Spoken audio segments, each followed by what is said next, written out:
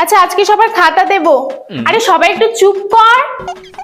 আচ্ছা ক্লাসে highest number পেয়েছে সোনা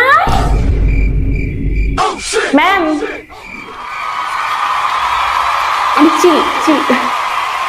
আরে হ্যাঁ সোনাই, তুই হাইয়েস্ট নাম্বার কিভাবে পেলি? আমার তো বিশ্বাস হচ্ছে না। তুই এত ভালো কবে হয়ে গেলি? লাস্ট থেকে একেবারে ফার্স্ট হয়ে গেলি?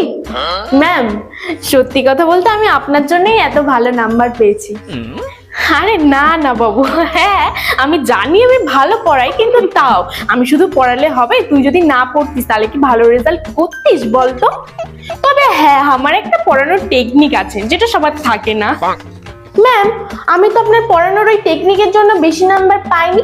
আমি তো বেশি নাম্বার পেয়েছি আপনি যে আমার দাদুর দোকান থেকে পরীক্ষার প্রশ্নগুলো প্রিন্ট আউট করলেন না, তার জন্য। পরের বারও করবেন। হ্যাঁ ম্যাম। হ্যাঁ কি?